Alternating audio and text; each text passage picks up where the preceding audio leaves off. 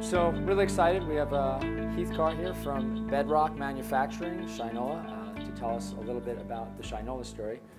Lee just touched on them just a little bit in his great talk just before. I'm really excited to have Heath here with us because you guys are doing some pretty awesome stuff in the retail space. Thank you. But before we go into that, I know a lot of people are a little familiar with the Shinola brand and what you guys are doing. But tell us a little about yourself, because I know Shinola, you've been there for, well, Bedrock for 5 years. But prior to that, you were about 25 years with Fossil, correct? Yeah, I've only ever had one job in my life, and that was at Fossil. Okay. I met the founder back in the mid-'80s. I'm only 28 though, so. And he left in 2010 to start Bedrock, and then called me shortly after and said, we want to do something a little different out there. Would you come join? And I said, absolutely. Okay, so tell us about Bedrock. Because there's Shinola, but then there's also this Filson. So Bedrock is many different investments. It started as a private equity company based in Dallas. But the two largest investments and our two biggest opportunities is both Shinola and Filson based in Seattle. Okay. So Shinola, of course, made in Detroit. What brought you guys to Detroit? Tell us the story behind Shinola. Well, the original idea was that we would build a watch factory in Detroit. First and foremost, because it was a manufacturing city and we wanted to manufacture. The idea was that we would manufacture watches for many brands like we had done at Fossil for many years. But as we went around the U.S., specifically the U.S., telling the story about what we were trying to create, Shinola kind of became a brand. That was never the original intention. Oh, it wasn't? It was just to make watches for other companies. One of the brands that we owned was Shinola. We had bought that brand from a private equity company. It had been out of business for 40 years.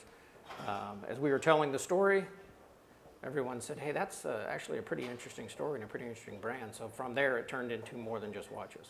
Okay, but tell us, so the brand, I mean, it was a shoe polish, right? Yeah. You don't know shit from Shinola. We still don't know shit from Shinola. But what was the reason, like what was the attraction to the brand?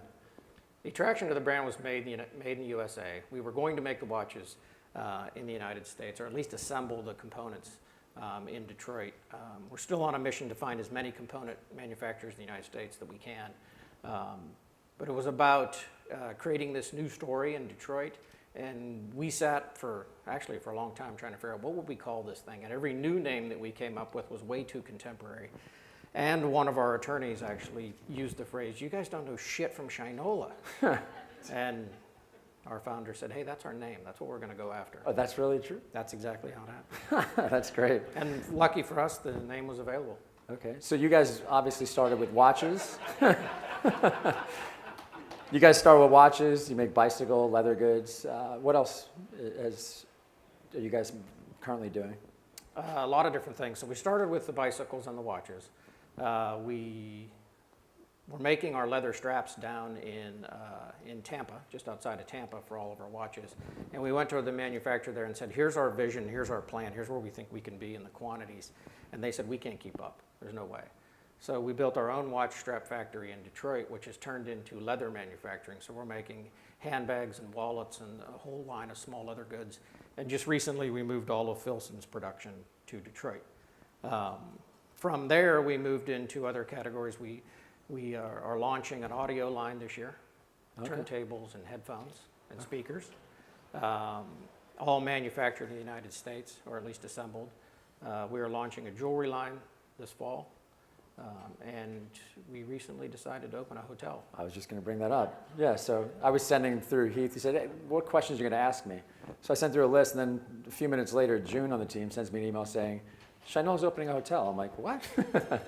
And as I just mentioned, we do an event for hotels, so maybe in a couple of years I'll convince you to come speak at that, and you can tell us all your stories about being a hotelier. But what was the reason you wanted to go into opening a hotel?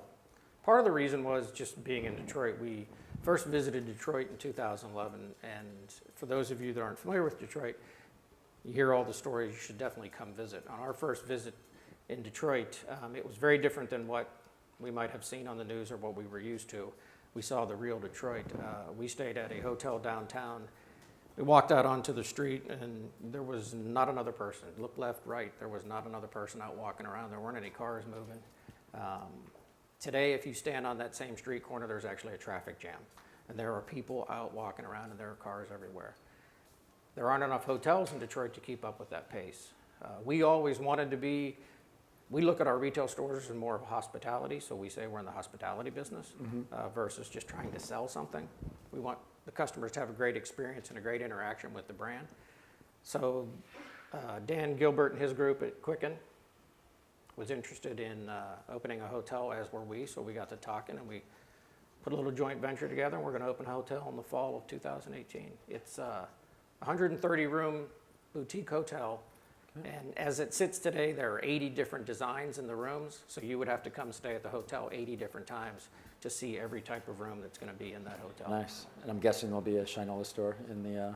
There'll be a Shinola store in there, and hopefully every room will have a turntable and some products in there that we make. That's awesome. So right now, currently you have about 20 retail stores, is that? Yeah, we're just under 20 stores. Just under 20 stores, and what's the plan now in terms of, obviously you heard Lee's talk just prior to yours, and you know the focus on this program here is we're talking about the physical world and retail, and of course how that measures up with online. But what's your plans currently right now for physical stores over the next few years? What we're up against today is we had to get 4 open by Christmas. That's probably our biggest push. Biggest push. And then we want to open 12 to 15 a year. 12 to 15 a year. That is specific to the U.S.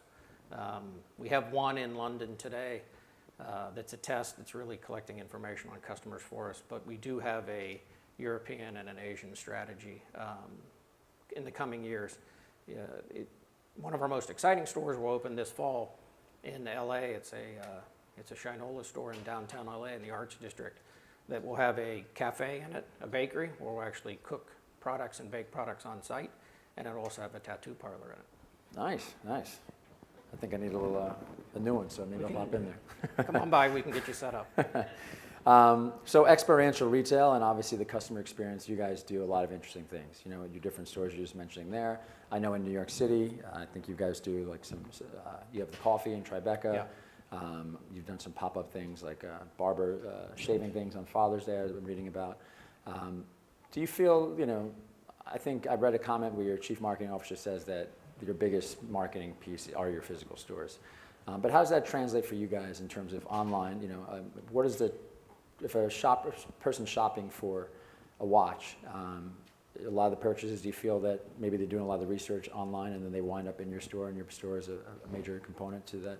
I think it depends on who you talk to in the organization. The online guys would say stop building retail stores, and the retail guys in our operation are saying continue to push the retail. But it's really about how do we use those to help each other, right? Mm-hmm. How do we use the store to push traffic online? How does online push customers to interact in the store as well? Today, we collect as much information as we can about the customers. We have a project internally, the term omni-channel, trying to figure out how we interact with that customer. Today, about 25% of our business is online, and a little over 30% of our business is in our stores. And we want to see both of those grow. Mm-hmm. We want to rely less on the wholesale partners that we have out there. Not because they're bad operators, but if we continue to wait on them to grow and innovate, we'll be waiting a very long time. Mm-hmm. I've also read another thing. I did a little research before we sat down here. I'm not sure if it was your chief marketing officer, but you guys don't like to be referred to as retro, right? Is that correct? Yeah. And is Lee still in the room? Lee, I think, was mentioning that they did some interviews and they were asking millennials about Shinola, and they said, it's cool, it's retro. Well, our thing is, let's not be about the past. Let's take designs or ideas that were inspired by the past, maybe when life was a little simpler, and let's modernize that and make that applicable to today. You know, when I talk to my teenagers and I tell them stories about when I had to walk uphill to school and all and I take them into. But you're only 28 years old. Yeah, I take them into our retail stores, and my son always picks up his phone. He's like, "Why do you need a store, Dad? You just use this, right? That's all I need is this." But when he spends some time in the store, he gets to interact with the people, with the coffee shops, with the restaurants that we have, all the different things that you mentioned, the pop-ups. He understands why that experience is important. And one of the earlier slides we saw in the previous presentation, we talk about it every day, which is customers don't have to come to our store. They have to want to come to our stores. So for that reason, we spend every waking hour trying to be different, which is hard. We don't want to be different just for difference sake. It has to be meaningful. And we spend a considerable amount of time and energy on being different and having those collaborations and pop-ups in our stores. And that takes some expense to be able to do that as well. So as you guys continue to grow, I mean, brands like Sweetgreen, you know, they're talking about trying to scale intimacy with what they're doing in their restaurants. And Lee mentioned last year we actually had one of the founders from WeWork, Miguel McKelvey, talking about, you know, their expansion plans and how the challenge is that, you know, Shinola is a cool brand, right? And as you continue to scale, how do you maintain that authenticity and scale kind of the community aspect of the brand? Do you guys have conversations like that internally as you continue to grow that? Yeah, internally we refer to our stores as community centers, not to the public except for when I'm talking to you guys.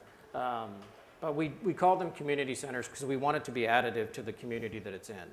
So in our New York store, when we first opened that, we had a coffee shop. So that coffee shop has become the Tribeca coffee shop, right? And you don't have to buy one of our products to come in. You can come in and get your coffee. And for a lot of people, that is their coffee shop in the morning, right? We want to continue to have that interaction with the customer and be part of that community. So we're very mindful about where we build the store, how we build the store, and to maintain that intimacy. It's extremely hard, but you have to be different because people, again, have to want to come to the store. What is the reason to come to the store? You can buy all of our products online that you can see in the store, so we want you to do both. Sure. Well, your product is a little more on the premium side, so I would figure, especially a watch, people want to come in and actually try it on and take a look at it. I believe so. Yeah.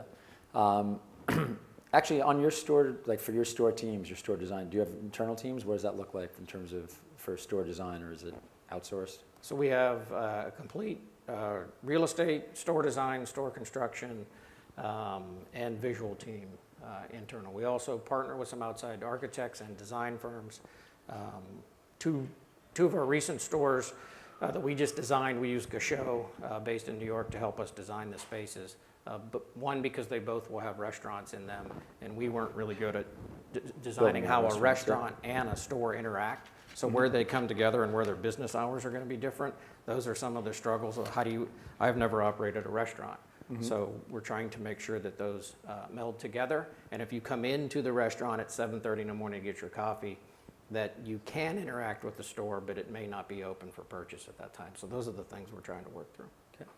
So being in retail for 30 plus years, which is kind of tough because, again, like you said, you're only 28 years old. What are things that you look at now, you know, knowing through your experience, the things that, I don't want to say, things that you look out there and you see the future of retail, where you things are going?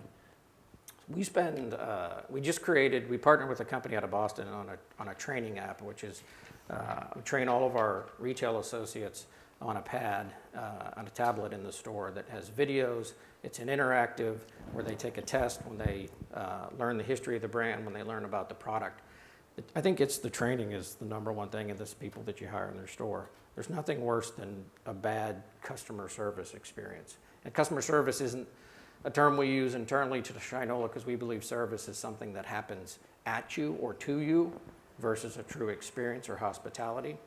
I could tell you hundreds of stories where I had a bad interaction at a store, and then I think, well, why did I come here? I could have just bought this product online. This experience was horrible.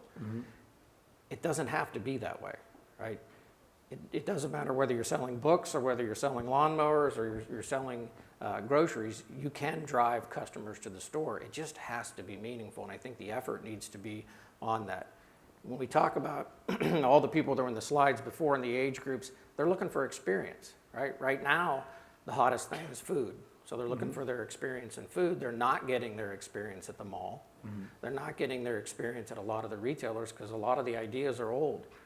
So retailers get really good at building stores, and they say, well, that's what I'm going to do is I'm going to go out and build stores. I'm going to put them here, here, here, and here, and they're not listening to what the customer wants. We spend a great deal of time talking to our customers and trying to understand what they want, and then what is that next generation looking for also, because we have to have digital, we have to have that experience also in the store. You know, I don't want to, I've got a few more questions here, but I'm sure the audience has probably some better questions specific to the theme of this conference. Any questions out here specifically? It's hard for me to kind of see with the lights on. I'll ask a question. Yep. Break the silence here. So made in Detroit, you're made in America, you said made in America was important. How much of that is made in Detroit is your focus, or are you just more made in America? Are you leveraging the Detroit thing as part of your brand? Today, all of our watches are made there. Most of our leather straps, and I would say about half of our leather goods are made there also. The focus isn't on making everything in Detroit. It's trying to make as much as we can in the United States. It's just that it's hard to find things that are manufactured well in the United States. So a lot of our emphasis has been building it ourselves. So we chose to build it ourselves in Detroit, but we also manufacture leather goods in Boston, in New York, like I said, in Tampa, in St. Louis. Some of our jewelry is manufactured in California. It'll be manufactured in the Bronx. We're not specific to Detroit. That's just where the brand started. That's where the idea was born. Why Detroit? Was there? It was really about manufacturing. We were sitting in Dallas where our office was, or still is today. We said, everybody in the room write down where manufacturing, the top manufacturing cities in the United States. I spent many years living in Dallas, and saying built in Dallas isn't that sexy of an idea. Dallas is known for other things.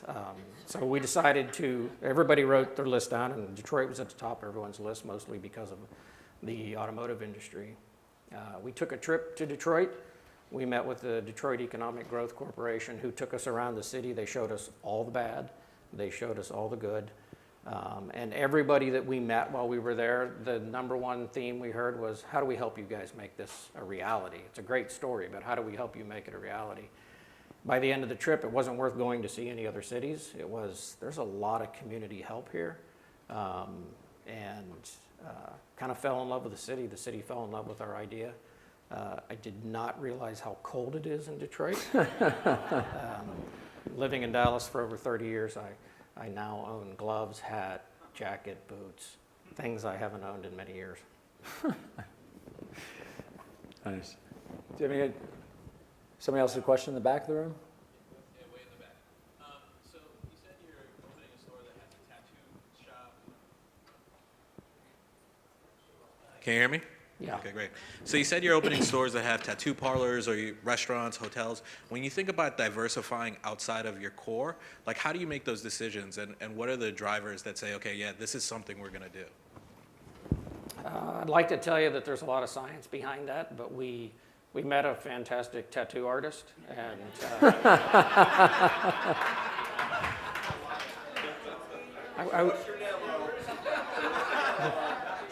I need a better story behind that one.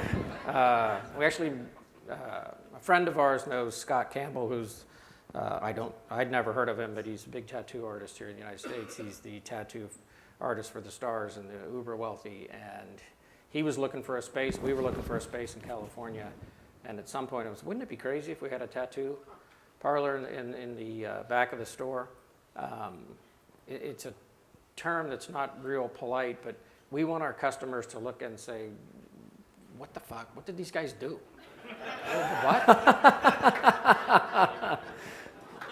Which forces them to come see us and say, okay, they really did put a tattoo parlor in here.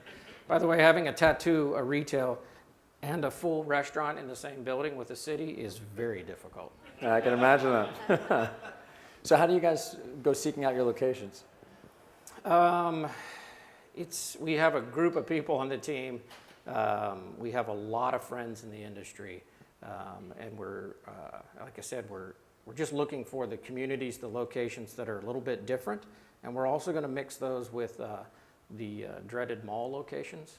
We just opened in the Grove in California, which it was retail. That was an easy decision to make, and we were invited by Rick, so that was an easy decision. We want to balance interesting community stores that have bakeries, coffee shops, and things in them, and balance those with malls, because there still is a large population out there that continues to shop at the mall. It may be down versus many years ago, but there still is a population that shops there, and we need to get in front of them. So what's the plans for the, you guys are opening a Dumbo store, right, in Brooklyn? Yeah, we open that in the spring, I think in April. That is also one that will have a restaurant in it. Oh, well, When we first opened the Tribeca store, we met Matt and Carlos, who own The Smile, which is a restaurant in New York City. And they have a concept called Smile to Go, which has, I think, seating for like 6 or 8, but most of it is takeaway. And they're the ones that own and operate the coffee shop in our Tribeca store. And at one point it was, hey, could we open a restaurant with you guys? So we took a larger than normal space in Dumbo, in there where West Elm is, down by the water, and that'll open in the spring. okay. So how do restaurants try to get in Shinola? I mean, that seems like a nice, nice thing to try to get in with you guys. I mean, it's built-in buzz and, Well, the original idea was when we first said, instead of making watches for many people, let's call this thing Shinola and take this brand out there. It was, no one's ever heard of it. There's no marketing behind it, so how are we going to generate the buzz? So in New York, we met, like I said, Matt and Carlos, and they were looking for a coffee shop space. So we said, if they're going to put a coffee shop in the front, they're the ones that are going to drive all the traffic. Nobody's ever heard of us. They're going to drive all the traffic. We took a retail space in Detroit, in an area called Midtown, part of the Cass corridor, which when we first went there, there was no traffic on no foot traffic on the street whatsoever. And we ran a pro forma on that store and said, what would this thing have to do to just break even? As you can imagine, the rent was really low in Detroit, so it had to do $300,000 annually. So we said, well, we're going to open in the middle of summer, so we'll You're not cut gonna that get in that half. in Yeah, I think our rent's more than that. So we cut the number in half and said, if we can do 150, 200,000 between now and the end of the year, we opened in June. We said we would be happy. We did that in 3 days after we opened. And then we realized we may be the ones driving the traffic, not necessarily these partners. So then the phone started ringing with all the partners wanting to be part of that. Mm-hmm. Very fortunate for us. We get to pick and choose.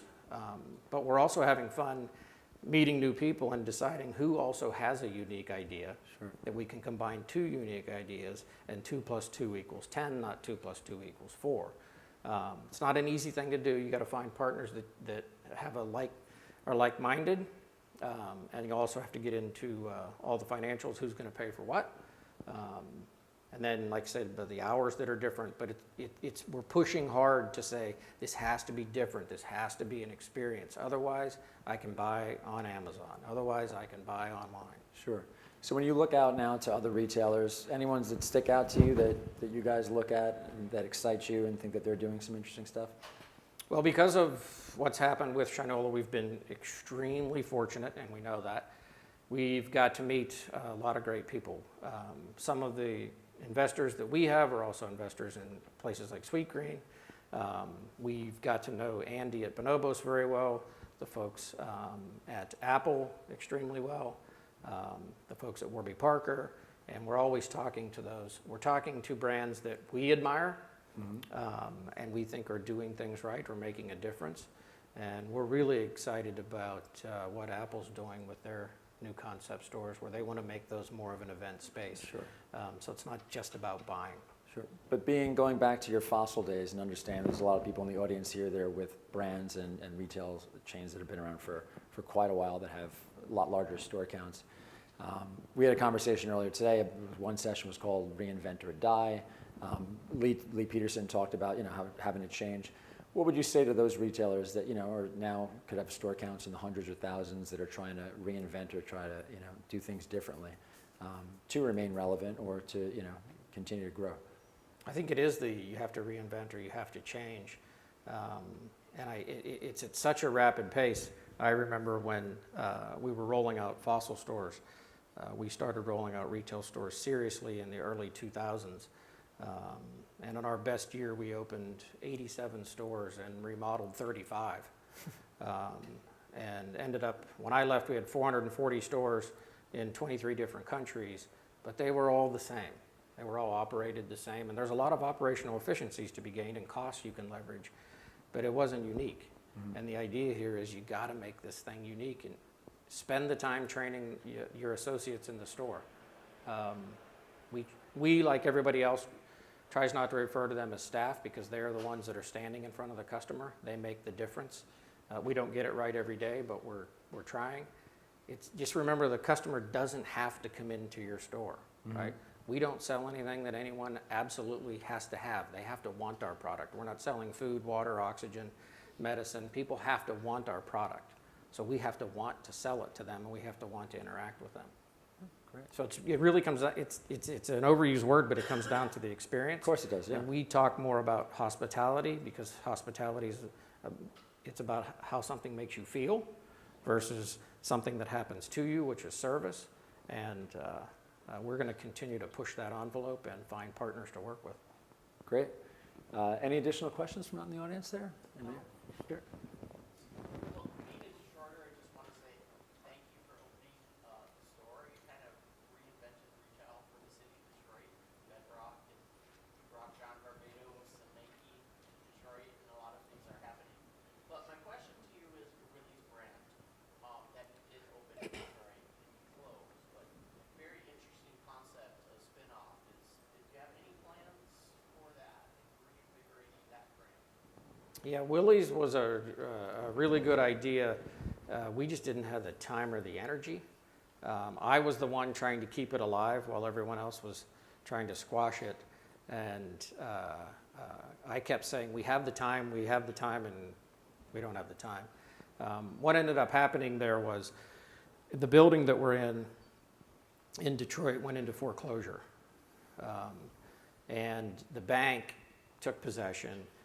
And then they just started leasing. They wanted to lease the spaces to anyone. It wasn't about making this nice street or shopping destination. It was anybody that wants to pay rent. So what ended up happening is they said, we're going to open a mattress store next to you guys. And we said, no, you're not. We'll rent that space. So we signed a lease, rented the space, and then we looked at each other and said, what the hell are we going to do with it? So that building is where some of the original Willie's Jeeps products were housed. So we called the store Willie's. We opened up a store. It did. Do you mind sharing what Willie's is? Just to be it was a multi-brand apparel store, and it sold most of the brands we have investments in. Okay. So it sold Filson, it sold Claire Vivier, it sold Stephen Allen, and a handful of other companies that we're either friends with or we have investments in. And it was a beautiful little gem of a store. It was just taking up too much space in that building, and it was taking up too much of our energy. Then when we decided to buy the building, we partnered with Jack White, who's also originally from Detroit, and that's where he wanted to open his Third Man Records shop, and he is beginning here in the next couple of months to actually print the vinyl in the back of the space. They took 15,000 feet where they're going to start printing vinyl in the city of Detroit. And I said, fine, we'll take Willie's out, and Jack, you can have the space. So Willie's is on a shelf, and it's something for the future. But the moment we have time, we think that's something that we could roll out. As we look for real estate, to your point earlier, we look for spaces where we can have a Filson and a Shinola together. Okay. And that has happened in many locations. Minneapolis and San Francisco are two real examples of that, where we took a space that was too big for each of the brands, but big enough that both could fit in there. They each have their own door, they each have their own address, but it's pretty seamless the way you walk between the two stores. At some point, we want to have a space where we can put all three in there. And we've actually looked at some properties where we could have all three and a restaurant in there, so it's very much an experience when you come in and shop. It's been a long time since I've been to Detroit. Got to go back and check it out. Anybody that finds themselves in Detroit, and if you guys ever want a tour, come to the facility. We're at 485 West Milwaukee Avenue in Detroit. We do tours of the facility. We show everybody where we make the watches, where we make the product. Jack White can show us how to make some records? He will.